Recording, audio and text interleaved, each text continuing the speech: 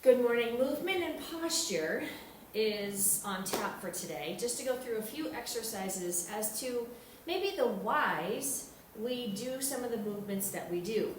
We know that exercise is good on so many levels for our body, but having the movement and the posture frame of mind changes how you might move your body in the future in order to gain a little bit more access and a little bit more fluidity to your daily body movements. And that's really kind of the end result. I'm just trying to get everybody to realize that these things come together, and while posture patterns may have been set for a long time over the years, we can still try to work through them and add to some of the movement pieces while being aware of the posture. So consistency and awareness are key in terms of training our body to work together, bringing that mind-body connection. So the movement and posture, we're going to talk about lengthening our chest muscles. We're going to talk about strengthening our back muscles, meaning our erector spinae, and our feet. So we really should begin with the feet and talk about why we need the feet. Well, the feet, it's where it all originates. It's where we need to use and connect our body in order to use gravity to maintain good posture. So there are lots of different ways we can use our feet. You can take your shoes off, but if you need a little bit more stability, by all means leave your shoes on. And just from a seated position, this can be used as a warm-up for any of your exercises also. So if you're doing any of the exercise videos, this posture, movement and posture, all of these videos can be used as a workout, as a break if you're working from home or you're just watching these because you might need a little bit more help in that movement and posture. If you're an active older adult, anyone in our aquatics classes, anyone who's got any osteoporosis, osteopenia, all of these are they're low to non-impact, and they're just taking into account a lot of different modalities of movement without a big risk to your system.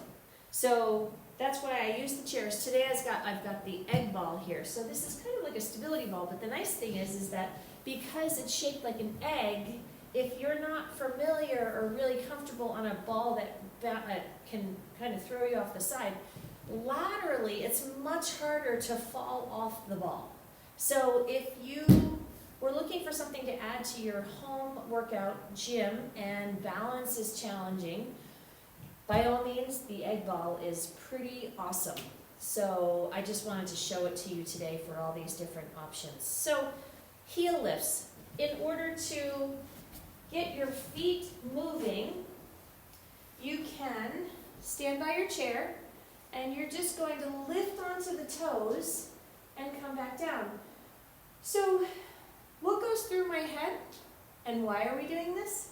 Well, our toes, if you're not moving regularly, everything becomes rigid, including our toes. So this focus, I'm trying to focus pressing all of my toes into the floor, using other muscles in order to stabilize so I'm not wobbling all over the place.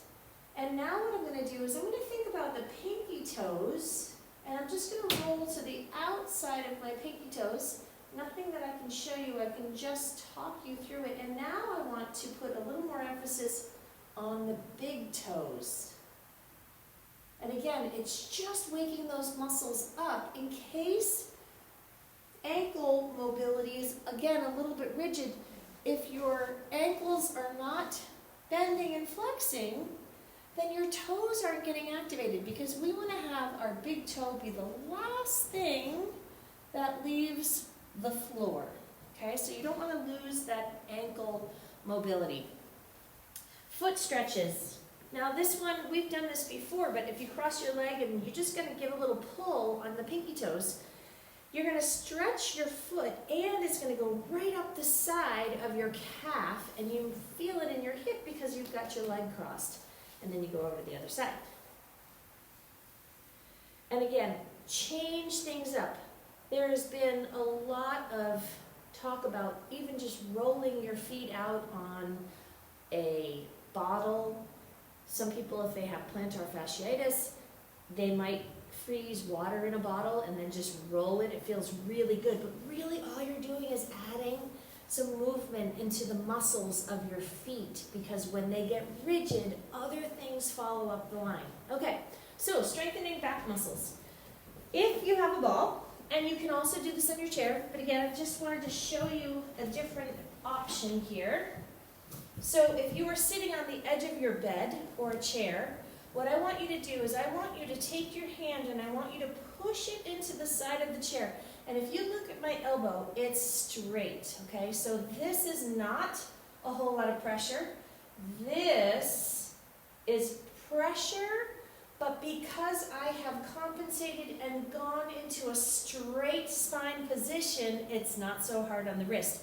If I were to try with a posture that looks like this to try to push down, I end up having a lot of work and it's a lot of stress on the wrist. So, sitting up nice and tall, take that other arm and reach up overhead, and then switch. So the other side, push down, the hand is right next to my hips, and then I want you to reach up and lengthen the spine. This can be done in your chair, no problem.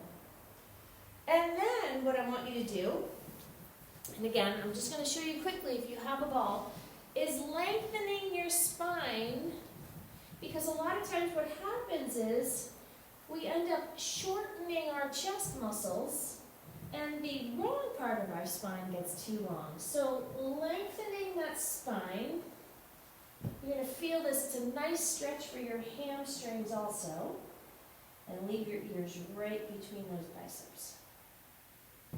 And here's the other good thing with the egg. If you need it to be a little bit taller, check it out. You can actually put it on its end and then change the height of it. Love the egg ball. Okay, so going into a seated, the seated reach is what we just did.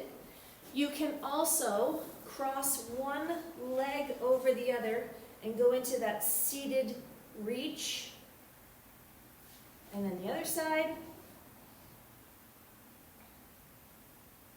And again, we're just trying to combat rigidity.